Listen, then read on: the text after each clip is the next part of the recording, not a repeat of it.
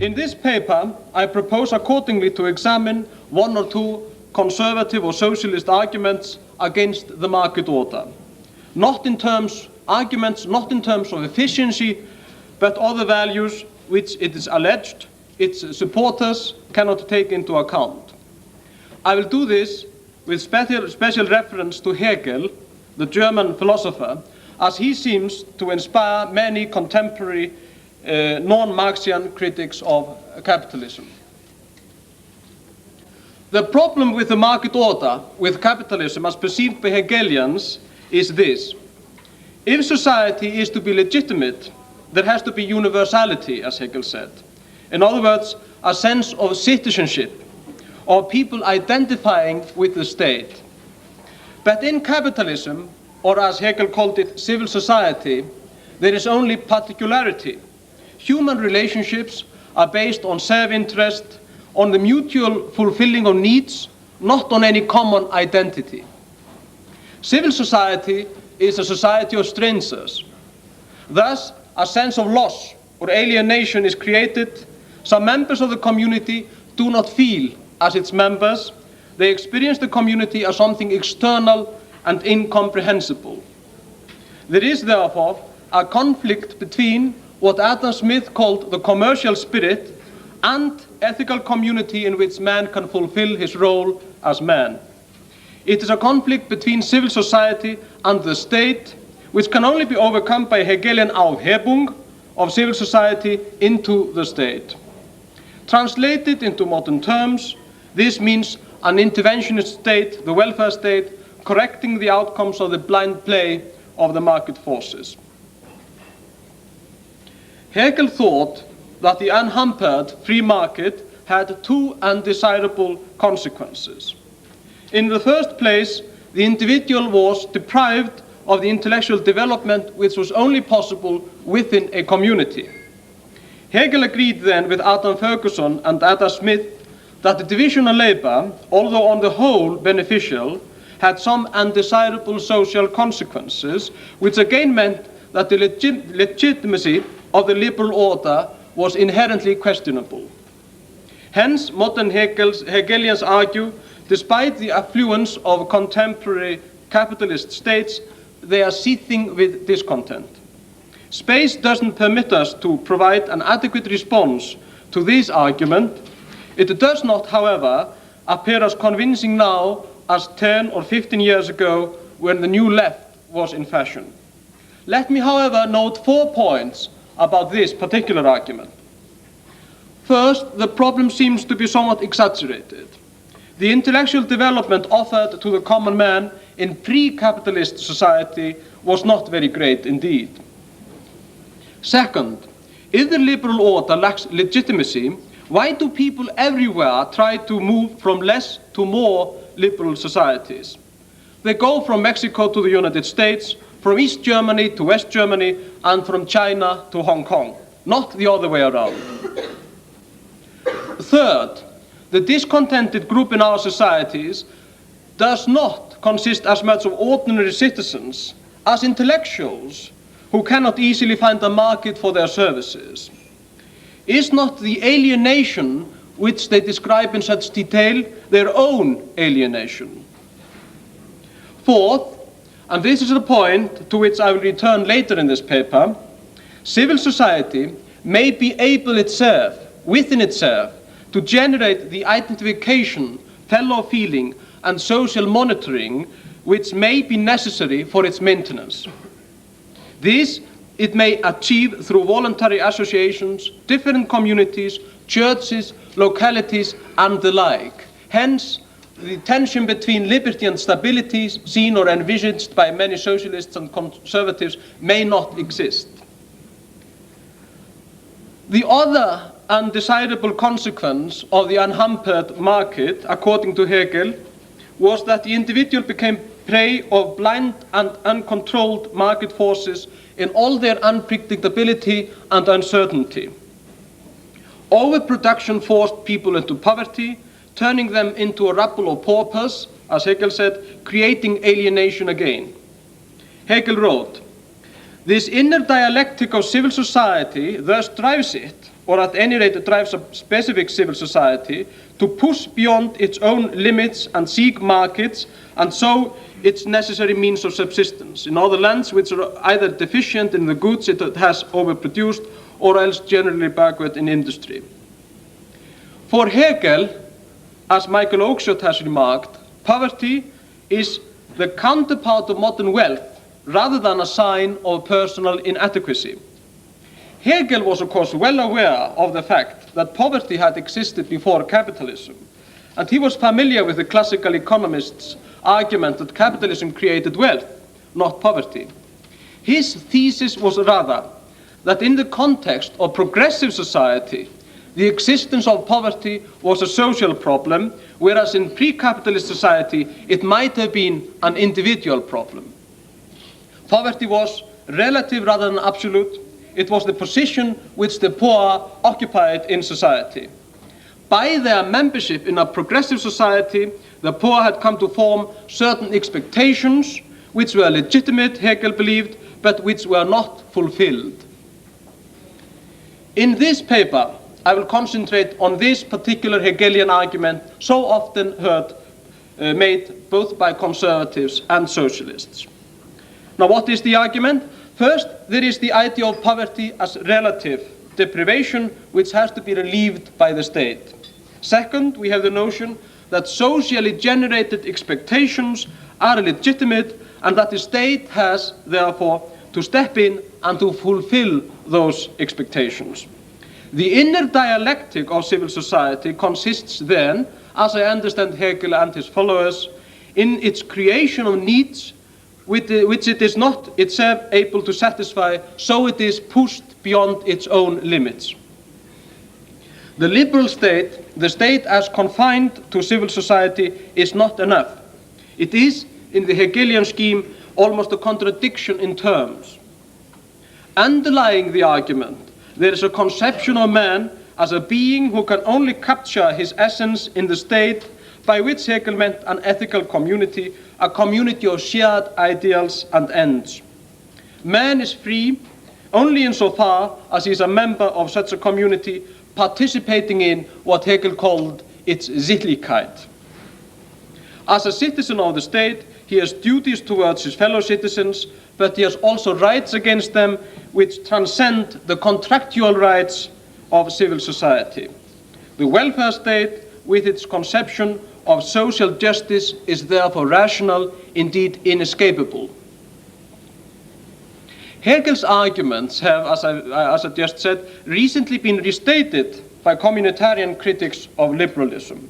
On the right, Dr. Roger Scruton, Professor Irving Kristol, and Sir Ian Gilmour accuse Hayek and other liberals of endorsing the uncertainty which can only sever the bonds of loyalty between individuals and society. Distribution of income has to have, Kristol contends, a meaningful moral content. Otherwise, it will always be seen as illegitimate. On the left, Professor Charles Taylor, Professor Raymond Plant, and others argue that liberals have an impoverished notion of human beings, perceiving them as utilitarian maximizers and calculators, and therefore being unable to provide a satisfactory theory of their loyalty to society. Let me try to respond to this common Hegelian argument on three levels: historical, philosophical, and economic. On the historical level, liberals can question the claim that pauperization was a consequence of capitalism. In the early 1950s, a meeting of the Montpellier Society was devoted to the treatment of capitalism by historians, some of the papers being published in a remarkable book in 1954, Capitalism and the Historians.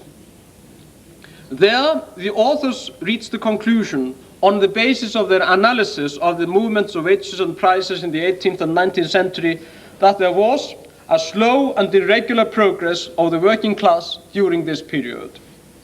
This conclusion has since been reinforced by the research of Max Hartwell and others. In his introduction to Capitalism and the Historians, Hayek tries to explain why the opposite view came to be dominant, why people came to believe that poverty was a consequence of capitalism. In the first place, Hayek contends, there was evidently an increasing awareness of facts which before had passed unnoticed. The very increase of wealth and well-being which had been achieved raised standards and aspirations. Secondly, and perhaps more importantly, the land-owning class had a vested interest in depicting the conditions in the industrial areas of the north of England as darkly as possible in its political struggle with the capitalist class.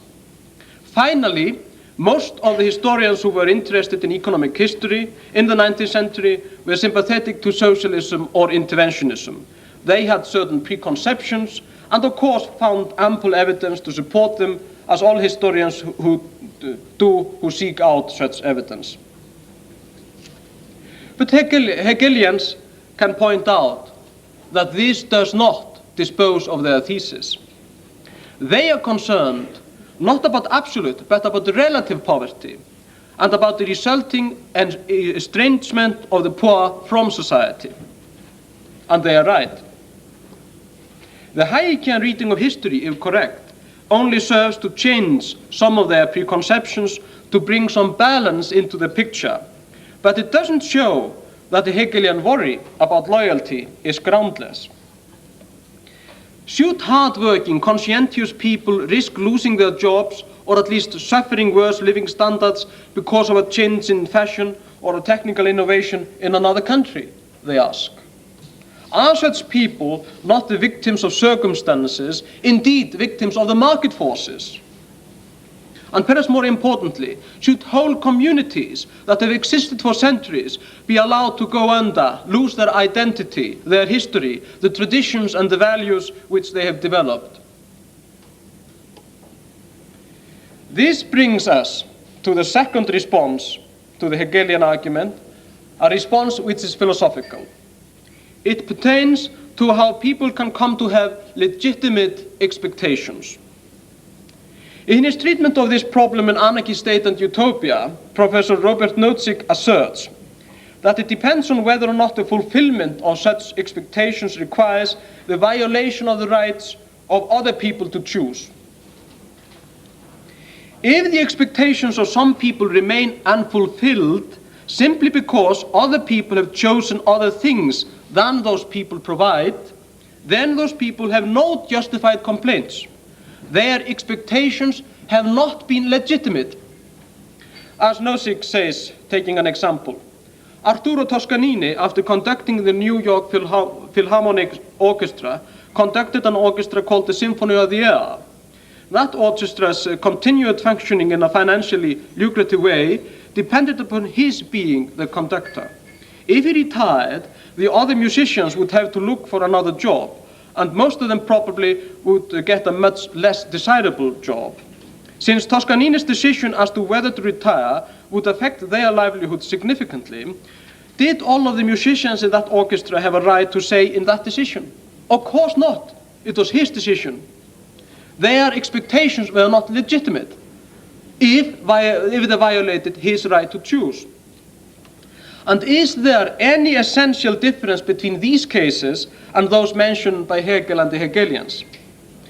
If the good which I produce diminishes in value because of a change in fashion, then presumably it is because people are choosing other things. It is difficult to see on what grounds they should be enforced to choose my good, or rather to pay me for it as if they had chosen it. Would that not be real deprivation? The deprivation of their freedom to choose? If my good diminishes in value because of an innovation in another country, then presumably it is because this innovation is cheaper or better than my good. Why should my countrymen not be able to enjoy this innovation from another country? Nozick is, by his observations, pointing to a very important aspect of the problem. It is that there are other people around, and my life is of course affected by their choices which they are entitled to make. But it doesn't mean that I am entitled to thwart their choices when they turn out to be different from what I expected. Nozick is, with his observation, making visible the multitude of people who affect my life and whose choices I have to respect. What perhaps appears to an individual as the blind play of the market forces is in fact the outcome of their choices, that they are perfectly entitled to exercise. A possible Hegelian response to this argument is that these considerations may apply to purely contractual relationships, but that many social relationships are not contractual, and that people are interdependent, and that the needs of the poor are shaped by society, or in other words, partly by those who then refuse to accept the goods of the poor by their services, and that it is in this sense that the poor are victimized. Our rejoinder must be this. First, those human relationships which are interesting from a moral point of view are voluntary, are contractual. It is your and your wife's joint decision whether the two of you marry. There is a joint acceptance of you by society and by society of you, otherwise you emigrate or you lose your citizenship. If resources are transferred, to take an example, from Norwegian taxpayers to fisherfolk in the north in order to sustain their community, then the Norwegian taxpayers have been deprived of something without their direct consent. They have lost while the fisherfolk have gained. Second, even if it is right that people are interdependent in civil society, it doesn't follow that they are equally interdependent. It is precisely their market value, their price, as agreed in voluntary transactions, which reflects the dependence of other people on them. If they carry a lower price than expected, it only shows that society is not as dependent upon them as they had thought themselves. They labor under an illusion as to their own worth. This is not to say, however, that such people are worthless in the eyes of society and totally rejected by society. Everybody can carry a price in the Hegelian system of needs, but it may be very low. It is undoubtedly true that by living in a progressive society, people come to have greater needs than in a primitive society. They therefore feel deprived even if their standard of living is better than in a primitive society. Hegelians are surely right that poverty can sometimes be relative or subjective. In modern affluent society, poverty is not as much starving as not being able to keep up with the Joneses. Our answer must then be a rather Hegelian one. It must be that people have to come to understand that they cannot expect the Joneses to slow down. They have to run faster themselves. Or perhaps they should choose another race where they will be better than the Joneses.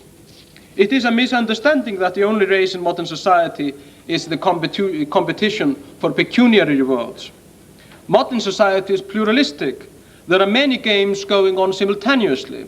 Scholars, scientists, athletes, and artists, although usually welcoming pecuniary rewards, are not pursuing their careers in order to obtain them. Again, Hegelians may offer some responses.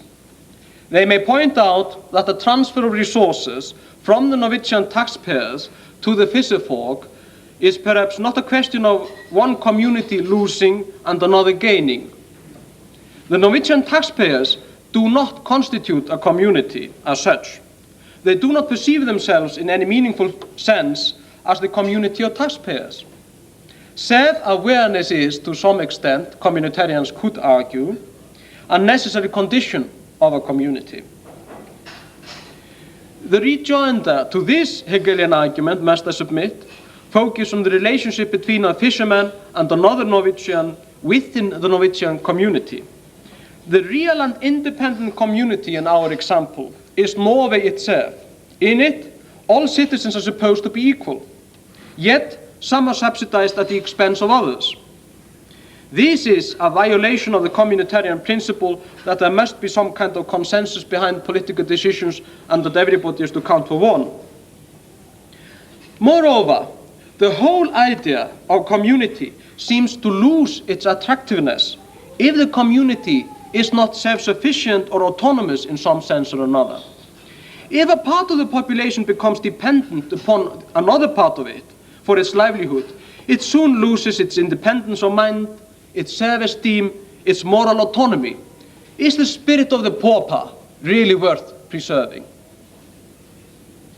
Moreover, the Hegelian argument may, if followed through, have some perverse consequences. If the legitimate expectations of communities are dependent not on their absolute but on their relative standard of living, then this means that the very affluent community in Beverly Hills in California is as justified in claiming subsidies to maintain their relative standard of living as the fisherfolk in Finnmark or the British miners. If they suffer a loss because the demand for the services has fallen relative to the demand for other services, for example because films have been superseded by other forms of entertainment, then they are apparently, on at least the communitarian principles, entitled to have enough resources transferred to them from others to enable them to live their usual kinds of lives. In the Constitution of Liberty, Hayek focuses on the moral arbitrariness of our membership in a community. We are usually members by chance, not choice. The demand of subsidies to communities, Hayek says, is in curious conflict with the desire to base distribution on personal merit. There is clearly no merit in being born into a particular community, and no argument of justice can be based on the accident of particular individuals being born in one place rather than another. A relatively wealthy community, in fact, regularly confers advantages on its poorest members unknown to those born in poor communities. There is no obvious reason, Hayek continues, why the joint effort of the members of any group to ensure the maintenance of law and order and to organize the provision of certain services should give the members a claim to a particular share in the wealth of this group. So much for the philosophical response. On an economic level, the response to the Hegelian critique is that in all systems, always and everywhere, some expectations have to be disappointed. And it is necessary that they are.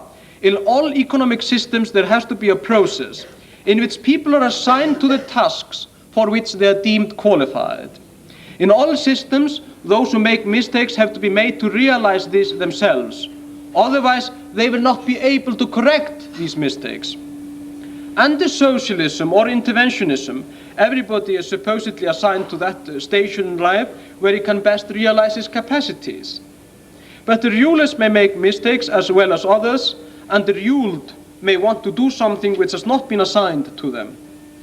Under capitalism, on the other hand, nobody is directly assigned to any one station in life. It is left to him or her to decide, and then he and she gets a feedback from society in the form of his or her market price. If he is a miner's son in Wales, then he chooses whether or not to become a miner himself in the light of the information available to him. If he is a fisherman in Finnmark, the same applies. The feedback may be positive, it may be negative. What is essential, however, is that there should be some feedback, because otherwise he doesn't obtain any information about his performance, about the success of his choice. The main point is this: if you make a choice, you also have to understand and accept the fact that others make choices. And the real question is the following: which is on balance a better alternative in Hegelian terms, that is to say, less likely to create alienation, to have your station in life chosen by others in a direct manner, or to choose it yourself, thereby having to accept the similar choices of others? There is little doubt that the second alternative is less likely to create estrangement from society, to sever the links of loyalty. An aspect of the problem has, however, rather been bypassed than solved by those considerations. The problem is not that some unfulfilled expectations are legitimate, but that some people will feel that their unfulfilled expectations are legitimate and turn against the free market. The problem can be put in different terms. Much more information is available to many people about their possible losses than their gains in the market game, and hence this game will in their eyes come to lack legitimacy. People who are experiencing a diminished demand for their services know that they are losing, but they do not know what they may be gaining, for example, if they would rapidly adapt. They are not aware of the opportunities provided by the market. The process will appear unintelligible, the market forces will seem external to them. And this can surely explain much of modern economic history.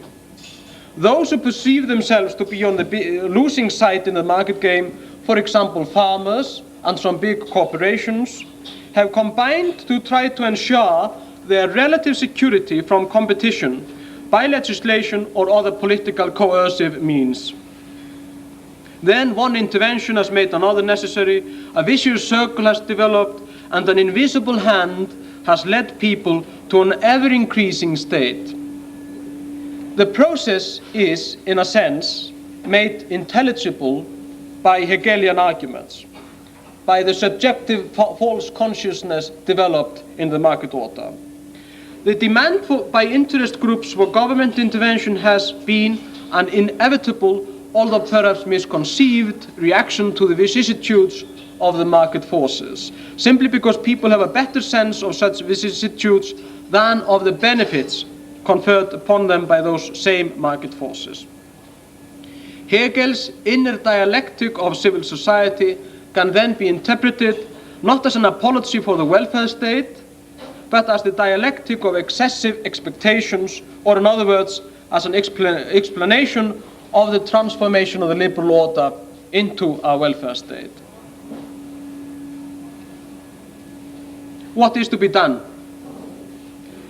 Hegel's own dilemma was that he wanted at the same time to retain civil society and to reform it. He recognized that on the one hand, the particularity of civil society implied freedom, variety, and individuality.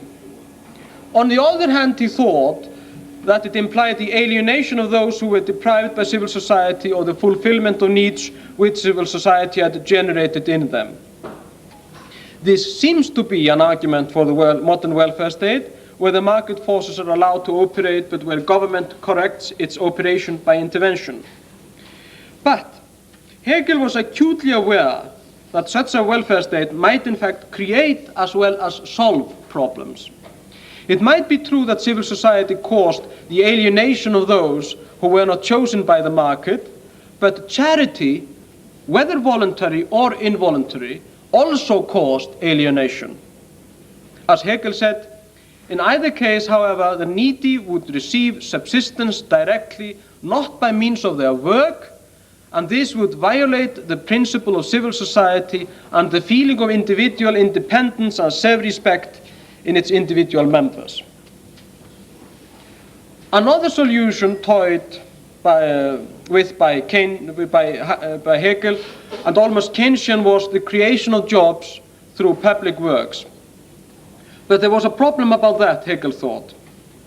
In this event, the volume of production, he wrote, would be increased, but the evil consists precisely in an excess of production and in the lack of a proportionate number of consumers who are themselves also producers. So civil society could not ensure the consumption of its production as it tended, according to Hegel, to overproduction. Hegel also mentioned that civil society might tend to extend its boundaries to what is nowadays called the undeveloped nations. But such kind of imperialism was only, of course, a temporary solution. It seems then that Hegel was unable to come up with a solution to modern poverty, relative subjective poverty, which in its turn led people not to identify with the community within his own system. We have discussed his three unsuccessful attempts of a solution of the problem. But let us make a few comments on the Hegelian scheme. In the first place, Hegel's belief that markets do not clear, his denial of Say's law, is highly controversial. The concept of a price is curiously absent from his analysis. If people are willing to lower their price, they will be accepted. In other words, there is no such thing as overproduction, or in this particular context, oversupply of labor. There is only production at a price which other people are not willing to pay. There is also, of course, occasional discoordination in the economy, which is ascribed by the Austrians to a lack of information about available opportunities. Even if the price of a good is lowered, potential buyers may not be aware of the goods.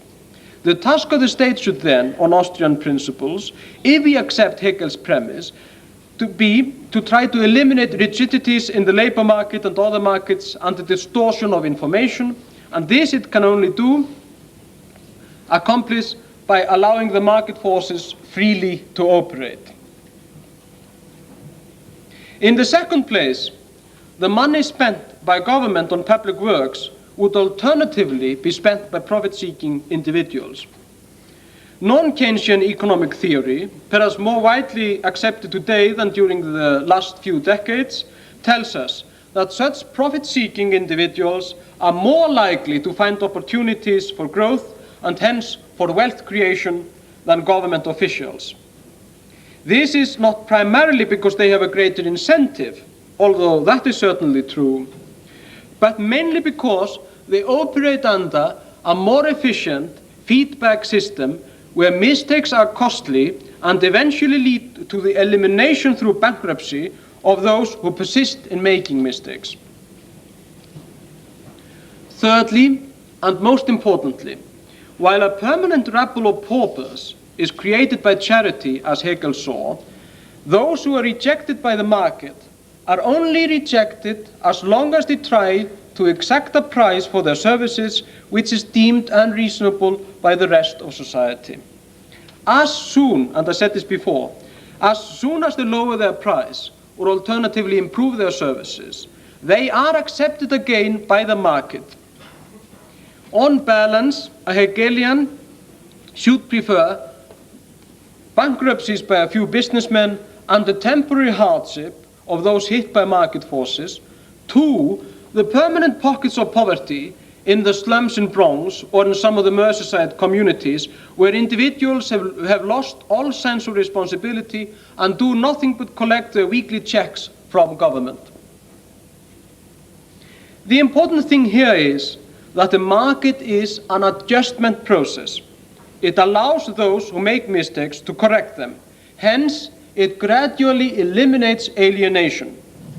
Our conclusion then is that Hegel's economics are deeply flawed, just as the economics of conservatives and socialists are, and that the poverty problem can be solved within civil society, although a few poor people will always be with us, such as the permanently handicapped. Let us, however, turn to an interesting idea which Hegel entertained about at least a partial solution of the problem. This was by individual membership in social classes or estates, as Hegel called them, and in corporations. By such a membership, the individual could gain social identity, begin to feel at home in the world.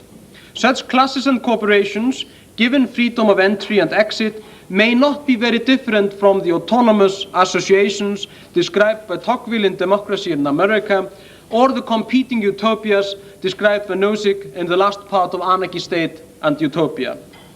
By such a membership, the individual could enjoy security from losses in the market and, of course, forsake some gains. The Hegelian idea seems to be implemented to a certain extent in Japan, where workers and management in big corporations form what can almost be described as an organic unity. It seems also to be manifest in some workers' cooperatives like the Israeli kibbutz. Private insurance companies, autonomous associations and families, of course, also fulfill some such functions. Secret societies, such as the Freemasons, are supposed also to be informal insurance companies of some kind.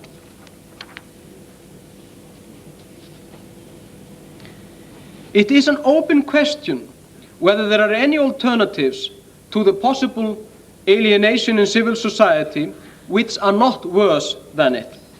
It is surely a shortcoming of some of the communitarian theories about alienation and self-expression through participation that it do not include a viable model of politics.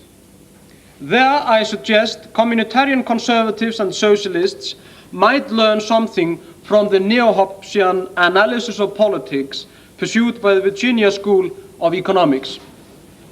What is emphasized by this school of thought is that man does not change his nature by moving from a market setting to a non-market setting.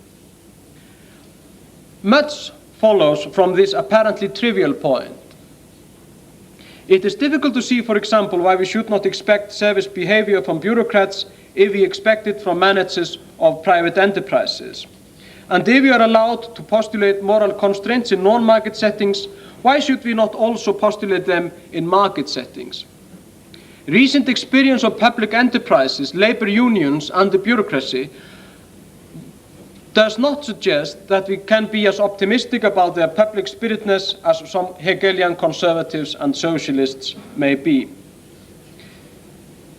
Liberals have won the argument from efficiency. Therefore, we have to prepare for another kind of argument, the argument from identity. The argument not about what we have, but about what we are. In this paper, I have dealt with one or two such arguments. I am aware that I have barely scratched the surface of deep problems which troubled thinkers like Adam Smith, Adam Ferguson, and Hegel. I also know that there are many strong arguments besides those offered here, which liberals can employ. But let me, by way of summing up, say this.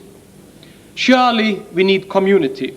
Of course, the market has to be grounded in a specific morality, perhaps best approached in the familiar maxim, honesti vivere, neminum ledere, suum quique ve tribuere.